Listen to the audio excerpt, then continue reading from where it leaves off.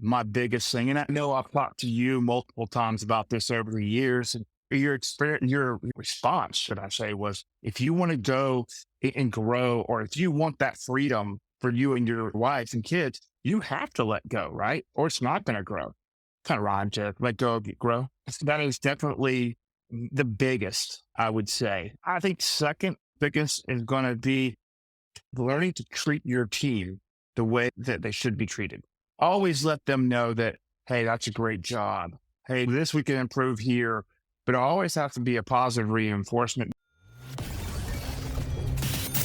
Running a home service business is hard. So how is it that some people make it look so easy?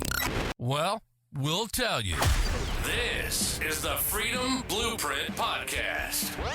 It's always good to hear the wins that successful contractors have. But have you ever thought that the best advice would be to hear about the speed bumps they encountered, the mistakes they've made along the way? We're going to talk about the good, the bad, and the ugly.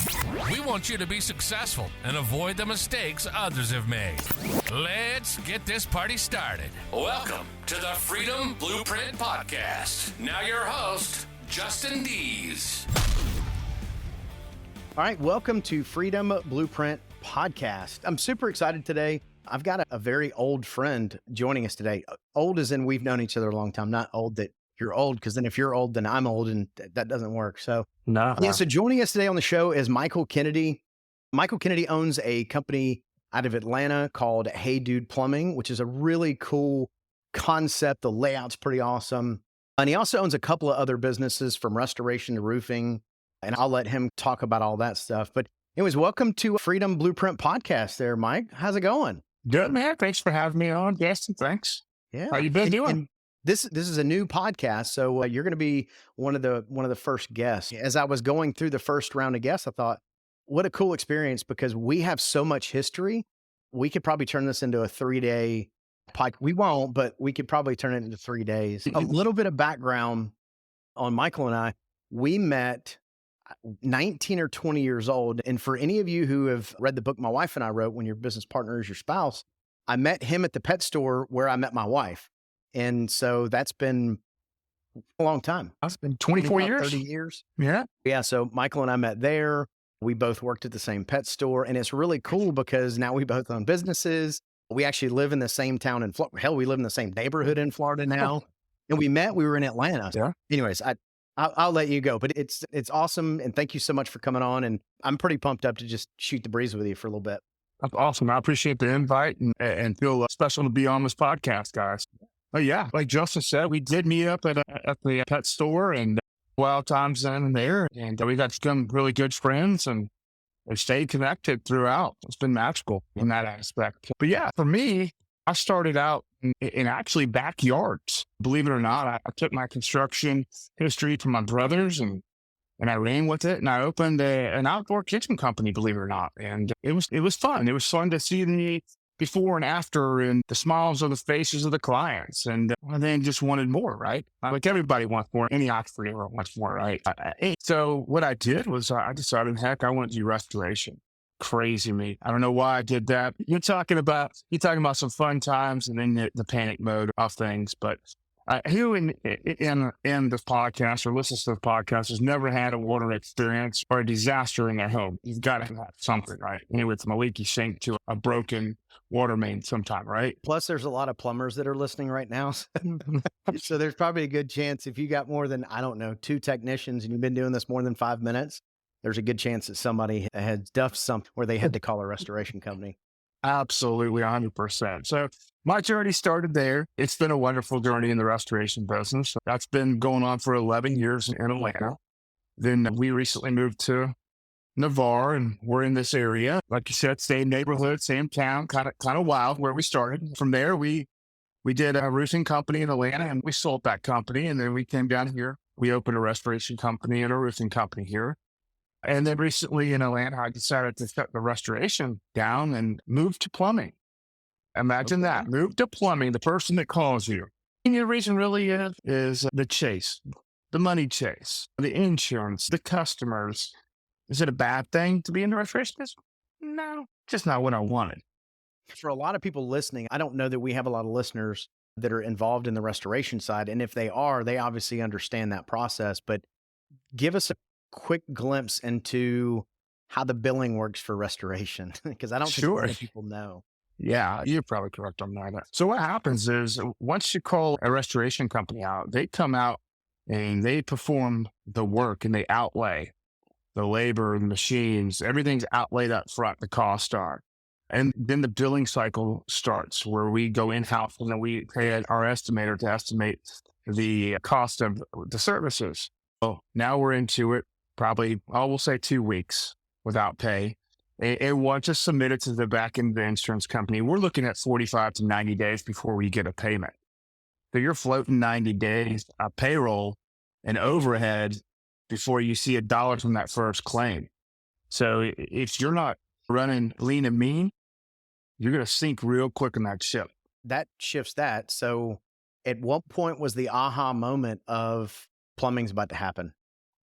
I wanted to do plumbing for a long time just because it kind of ties in with restoration. It kind of helps that marketing, right? And it helps lower that marketing dollar where I can go ahead and get that lead without having to pay a plumber $600-900. Hey, it's my plumbing company. You're referring over to the plumbing company. And listen, some markets are higher than that. Some are $1,000-1,500. I'm hearing now, which is insane to me. And that's insane to me, right? Yeah. How do you make an ROI? That's how that got started. I was like, you know what? We're going to start anything. It didn't happen. Timing just wasn't right. I believe in timing. I believe in everything happens for a reason. And when it happens is the perfect time. So it wasn't at that point in time in my life. And I had a great run in Atlanta with that. And like we talked before on the phone via text, I told you, hey, look, I think I'm going to do this plumbing thing. And that's what's so great about having friends in this business and able to talk to him and basically bounce ideas off. I learned from his experience. So I was like, hey, what is this? What is that? What is this? And you're like, your answers were on point. And exactly as you said, that stuff happened, which is beautiful. So we jumped in it and we started Hey Dude Plumbing. And that's been going on for about 7 months now, which has been awesome. Yes, Hey Dude Plumbing. I stole the name from the shoes because everybody knows what Hey Dudes are. No, repurposed. Not that anybody from Hey Dude is listening to this podcast, but okay, repurposed. But I think it's awesome, right? Hey Dude, I think your whole vibe and your brand, I think it all is on point with Hey Dude, because obviously, hey dude, let's do some plumbing. Yeah, that's a huge competitive market with lots of big companies. We are. And I think at times people get a little bit nervous about competing. I mean, there's some big national companies out there, and I think it's proof that no matter what market or what size it is, there's always a customer base that is we talk about it in our own plumbing and HVAC company, right? Every customer is not our customer, and we're okay with it. And I think that's something you've dialed in really well on, is that even though you're in a huge competitive market, every customer is not your customer, and there's nothing wrong with that. 100%. 100%. Some customers you don't even want when they want to be your customer. And we've learned to walk away from those customers, right? Because they're just not worth the headaches. And you're correct. We are in a huge market. We have to make a difference. We have to stand out. It's funny that you went on about that, is because just last week we had a plumber that was in his own plumbing van rolling down the highway, picked up the phone and called us and said, hey, I want to work for you just because of your name. I'm like, wow, I love it. I love it. Send your resume in. Or my guys will be at the store and getting parts or at the parts store or big box store. It really doesn't matter. Hey, dude. And they immediately turn around. Yep. So it's catchy. People love it. It's pretty cool in that aspect of things. I think it's a really good competitive advantage, right? So you can either be the cheapest dude in town or you can be the best dude in town. And I think that people are in a hurry to chase each other down the out of business rabbit hole to be the cheapest guy. And you don't have to be everybody's main concern is not pricing. It's typically quality. And to get the phone ring, really it's the marketing. I mean, if you're scrolling through, I almost said Yellow Pages. If you're scrolling through the internet through Google, right? And you're like, I'm not going to say any names, but you're like, okay, blah, blah plumbing or Joe Schmo plumbing or whatever. Right. And you're like, ooh, hey dude. Hey dude. Hey, dude. Plus, listen, in our generation too, growing up, right? We were both latchkey kids. Growing up, Hey Dude was a pretty cool TV show that was on. And so that ties into that too. So your avatar, your customer avatar, I think resonates with Hey Dude in several different ways without probably even realizing. They do. They do. And that's another thing you just hit on, a dollar amount. So what we implemented, it's funny you said that because actually it's going to be another part I kind of flowed into, but you kind of just hopped into that bowl with me was we make our plumbers read a book. And it is about pricing and objective and learning when to understand the customer saying, hey, I want to buy now. I want your product. And picking up that, hey, it's time to say, close a sale.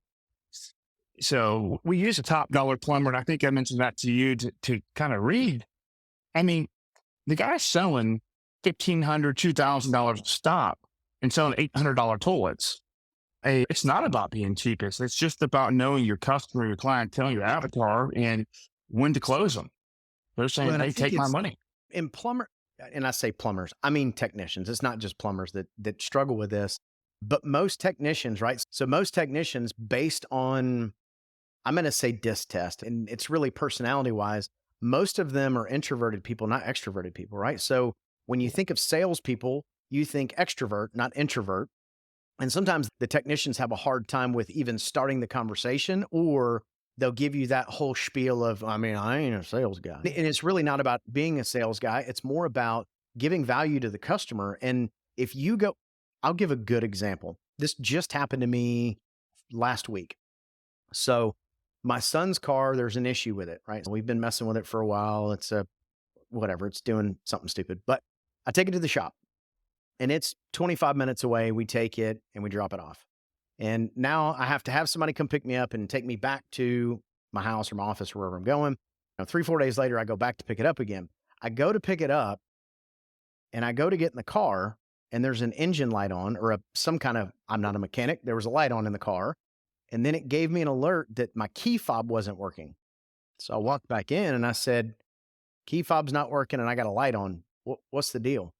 Oh yeah, here's some things you should do. Okay. All that is great information.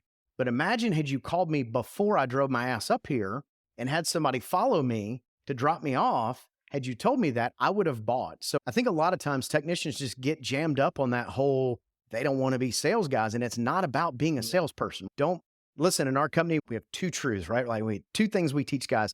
Don't lie to a customer and do not ever buy for a customer. And if you're in there as a technician and you do the simple thing of, ma'am, I noticed, or hey, sir, I noticed, and then fill in the blanks of whatever's going on, most of the time they'll tell you if they're interested or not. But then when they call you back in 3 months, they're not upset that you didn't fix whatever you talked about. Now they're informed. Anyways, Absolutely. So you're right. Because same way for any service industry that you go to is they do the same thing, right? You'd rather have it fixed right then and there because just like me and you and everybody else in this world, time is money, or time is just time with family. So they just want to get it out and done and not have to have it repeat.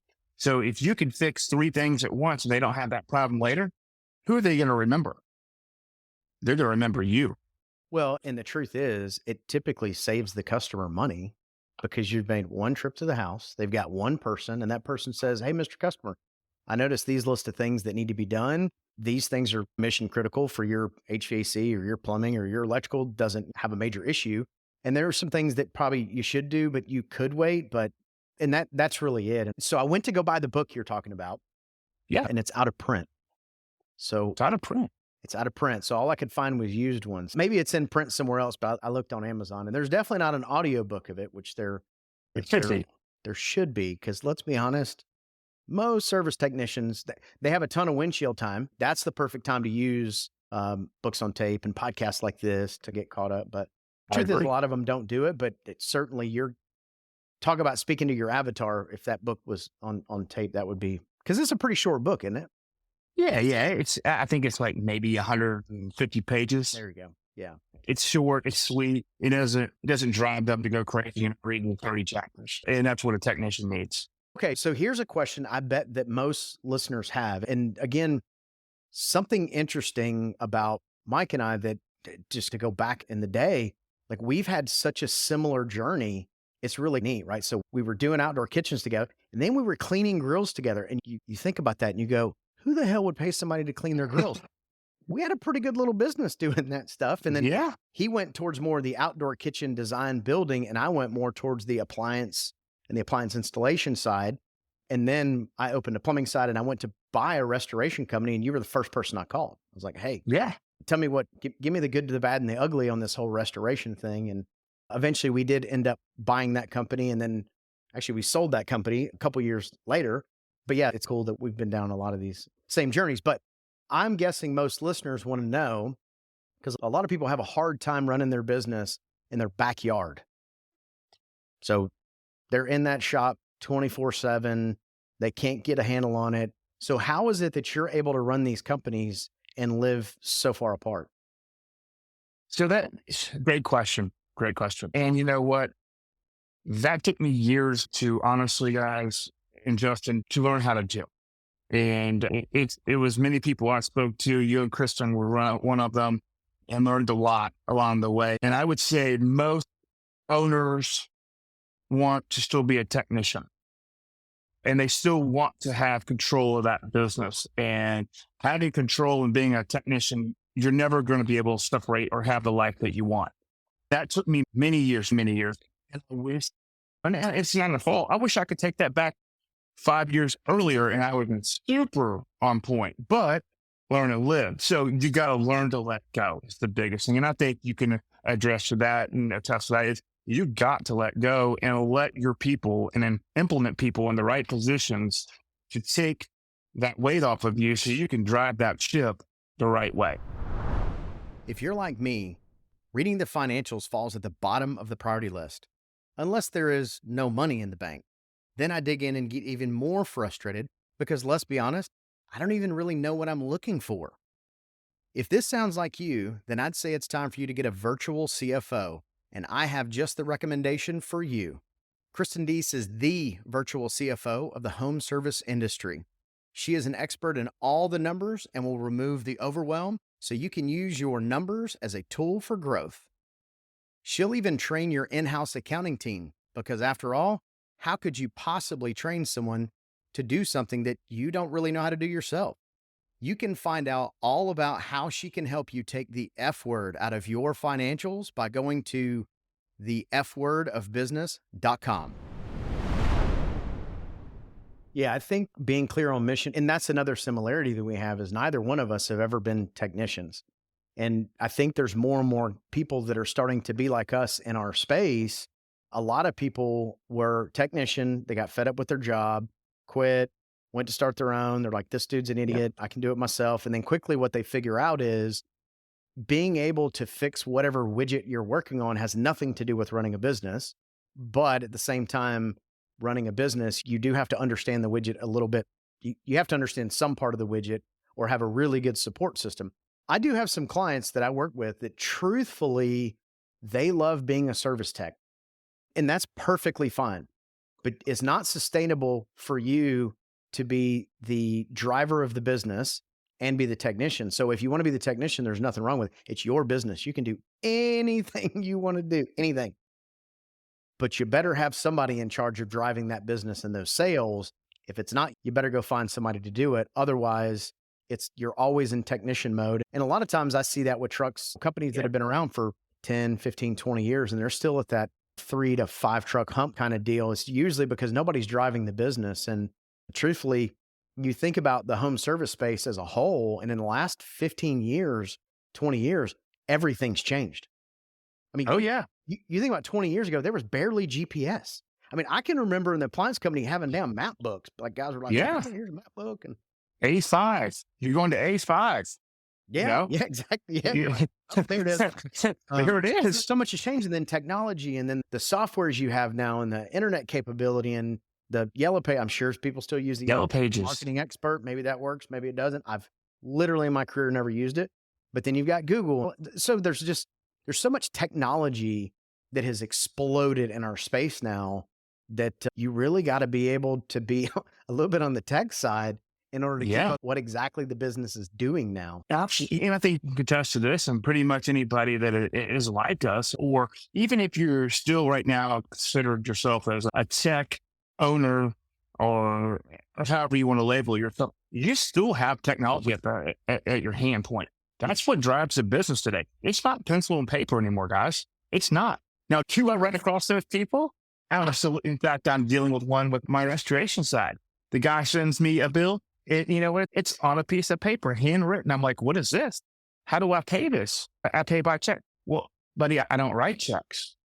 I pay by credit card. Yeah, that's 30 years ago. I pay by credit card or I transfer by bank. Yeah. There is still people out there doing that. It does amaze me.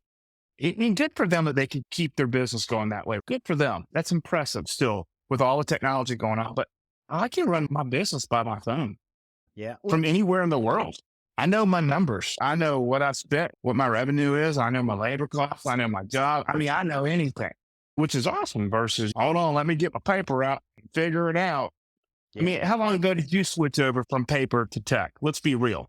So I can remember, I was just actually sitting here thinking about the MapBook days. And then I remember when we first started the appliance business, we were in the basement of my house, but we had an old school hair salon appointment book because my wife ran a hair salon. And then we were like, but it didn't take very long. And then we found a software that was light years ahead of anything. Like you could take pictures on it. And actually that business, we probably got on that software, I'm going to say 12 to 15 years ago. We're still on that same software of that company. Now, the other companies that we run are on a different software, but I mean, it didn't take too long because you'd call customers, they're like, go to the fence, take a left. And when you get to there, then you're going to pass the rhubarb sign. You take because we were in Atlanta too, right? So we were doing a lot of outlining areas, but it's been a while, and it's nice because at any point you can, as far as knowing your key performance indicators of any technician, any job, any day, any minute. Now we live in a world where you can pull it up and you really have that instant gratification, which I will say this, I think it's amazing, but I do think from a business ownership side, at times it tends to make us a little bit lazy because like for us, we still make our service managers fill out a spreadsheet. Like I get the information's in the software that we pay a very large sum of money to use, but having the information and knowing it are two totally different things. And I think at times people get a little bit lazy and they're like, oh, I know where to find the numbers, but they don't necessarily know what the numbers are. And I think that's something that, again, for our businesses, we don't do that. Like you're going to fill out the spreadsheet, and I get it feels redundant, but now when I say what's your average ticket yesterday, there's no question you know it. And if you don't know it, that means you haven't done the paperwork. It's a good trust but verify exercise for sure. And as we speak, I'm writing this down because that actually is a good thing for my manager in the market to know and to do on a daily basis. Because if I asked him right now, he would pick up his tablet and go to it. He couldn't spit it off to me. What was our numbers yesterday? So that's a good thing to implement, in which I will write a SOP for and make that happen, because I strongly believe in SOPs and position agreements. And those are, to get where you want to get, you have to have those implemented. Let's get real here. Because if not, it's like school, right? If you don't have rules and you don't do the work, how are you going to know what you're supposed to do? And if you don't have those SOPs or you don't have those position agreements, then it's like a Wild West out here. And the truth is, then you're doing your employees a disservice because now they don't know what the rules are. And we always use the scoreboard analogy, right? There's a reason in sports that there's a scoreboard that is up to the minute. And it's because you can't make any adjustments. There's a lot of companies out there, and I've had a time period where this has been me, but I won't know my numbers till the 10th of the following month. And what the hell are you going to do then? It's over. The month's over. You've lost the game. Yep. If you know it minute by minute, then you're able to adjust. So for service managers, if they can, Billy, he had $30 tickets yesterday. He needs to be on the phone this morning coaching. What is it that happened? And it's not always the customer. Sometimes it's your approach, right? So it's definitely a good coaching tool when it comes to the service manager side of things as well. No, I agree with that 100%. So let's shift gears a little bit. So obviously with the podcast, we do want to talk about wins, and I think lessons learned and losses a little bit. And I think you touched on it a little bit, but if you were to tell the listeners like, okay, here's a lesson learned that wasn't great that I wish somebody would have told me and helped me avoid that speed bump, do you have an example of what that might be? I mean, if someone can't spit on an example, yes, I have multiple examples. We You have speed bumps along the way almost every time in every business. And if someone says they haven't, they just really haven't been driving a business. I mean, let's get real. Yeah. So like I touched for a brief second, letting go, I think is probably my biggest thing. And I know I've talked to you multiple times about this over the years, and your experience, your response, should I say, was you have to. If you want to go and grow, or if you want that freedom for you and your wife and kids, you have to right? Or it's not going to grow. Kind of rhyme to let go, grow. That is definitely the biggest, I would say. I think second biggest is going to be learning to treat your team the way that they should be treated. Always let them know that, hey, that's a great job. Hey, this we can improve here.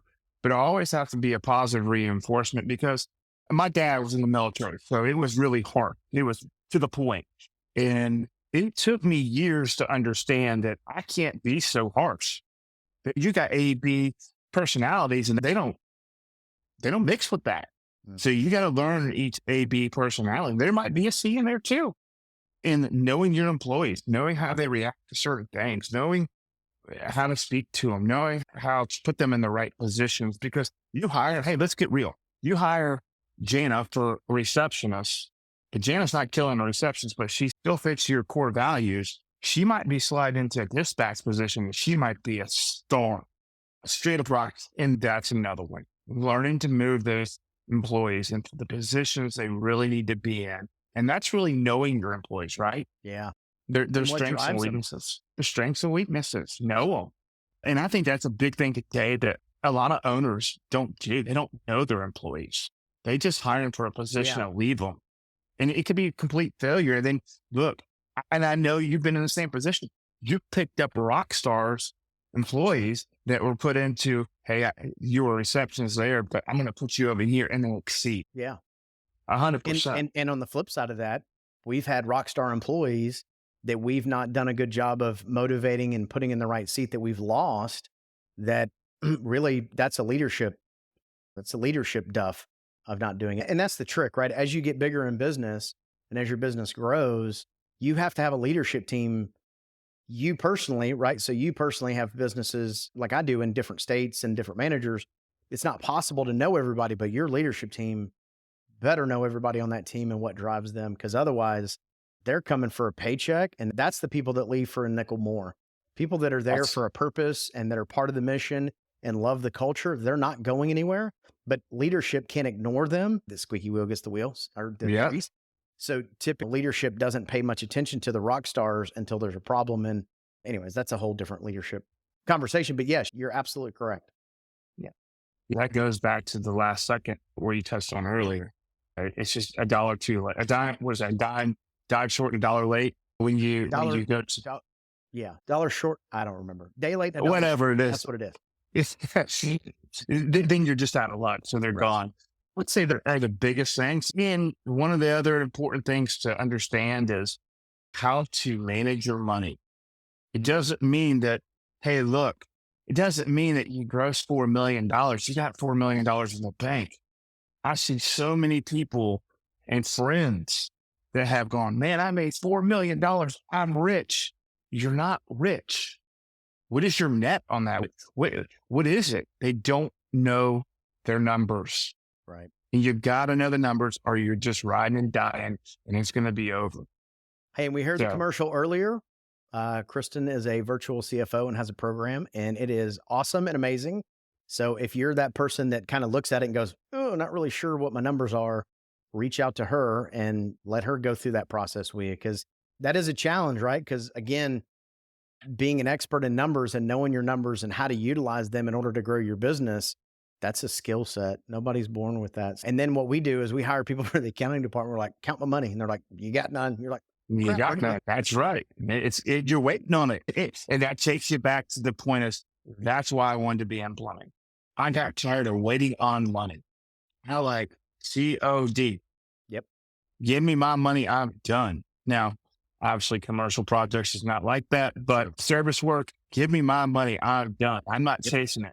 I got enough gray hairs up here from insurance companies, right? I mean, you can attest to that. Oh, I can't. You're on the phone yelling and screaming. I don't want to do that. My blood pressure's high. I don't live a happy life that way. Yep. You live by the beach, make it easy. Yep. Slow it down. Even if you don't. Michael, thank you so much for coming on and hanging out with us and really sharing your story with the Freedom Blueprint community. Again, this show is all about just take the information and implement it. So don't sit on it. Don't not do anything with it. If there's something you picked up, if there's a nugget, go out and implement it. And if there's anything we can do to help, certainly reach out. There's all of our contact information is all over this podcast thing, above and below and left and right. I don't know all of it. I don't do any of that. They just give me a microphone and tell me to go talk into it. But yeah, I appreciate it. And it's amazing. I love talking to entrepreneurs. And I hope this was helpful to everybody. So Michael, thank you for coming on. And again, this is Freedom Blueprint Podcast. And I'm your host, Justin Deese. You've been listening to the Freedom Blueprint Podcast. Information is useless if not applied. So take what you've learned and go and implement it. We hope you've enjoyed the show. If you did, make sure to like, rate, and review. We'll be back soon. But in the meantime, find us on social media at Freedom Blueprint for Home Services and hit the website at www.freedomblueprintpodcast.com. See you next time.